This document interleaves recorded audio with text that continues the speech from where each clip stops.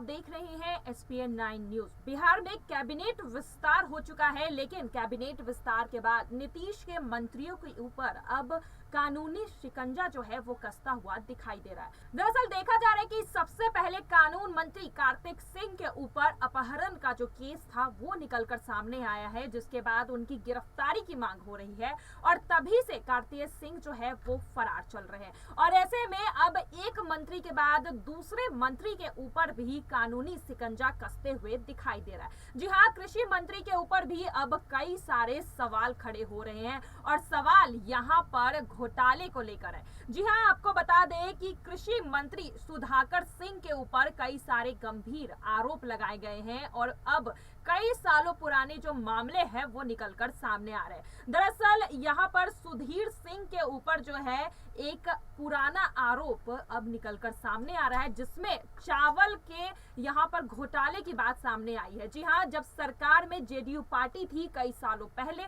उस वक्त चावल का गमन हुआ था और कई सारे जो पैसे थे उसे वहां पर बेचकर अपने पाले में रख लिया गया था। और ऐसे में अब कृषि मंत्री के ऊपर भी इसी केस से जुड़े मामले सामने निकल कर आए हैं, जिसमें उनका नाम है। ऐसे में सवाल यही उठ रहा है कि आज JDU पार्टी के कई सारे मंत्रियों के ऊपर जो ये शिकंजा कस रहा है, इसके बाद क्या मुश्किलें नीतीश कुमार की बढ़ने वाली है। दरअसल देखा जा रहा है कि एक तरफ तमाम सरकारी एजेंसियां भी अब नए मंत्रिमंडल विस्तार के बाद इन मंत्रियों के पीछे लग चुकी है, लेकिन सवाल यही उठ रहा है कि आज कानून मंत्री और कृषि मंत्री के ऊपर जो पुराना केस निकलकर सामने आया है, क्या इसके बाद अब ED की छापेमारी भी होने वाली है? क्योंकि देखा जा रहा है कि इससे पहले CBI ने अब तेजस्वी यादव से जुड़े एक मामले पर अपनी जो छानबीन है वो तेजी कर दी है।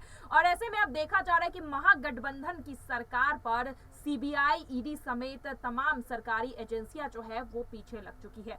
और अब छापेमारी की बात जिस तरह से सामने आ रही है, सवाल यही उठ रहा है कि क्या ED और CBI का शिकंजा अब नीतीश कुमार के इस नए मंत्रिमंडल विस्तार के बाद इन मंत्रियों पर होंगे? और अगर ऐसा होता है तो क्या नीतीश कुमार की मुश्किलें आने वाले समय में बढ़ने वाली, क्योंकि बीजेपी इस मौके को छोड़ने के मूड में नहीं है। लगातार बीजेपी इन मंत्रियों के ऊपर कई सारे सवाल उठा रही है और सवाल अब यहाँ पर नीतीश कुमार के CM कुर्सी को लेकर भी उठ रहे हैं। लेकिन अब देखना यही है कि नीतीश कुमार अपने इस मंत्रियों के इस घोटाले पर किस तरह से जवाब देते हैं और अपनी कुर्सी क्या बचा पाएंगे नीतीश कुमार। आज के लिए बस इतना ही। आगे की खबरों के लिए देखते रहिए SPN 9 न्यूज। धन्यवाद।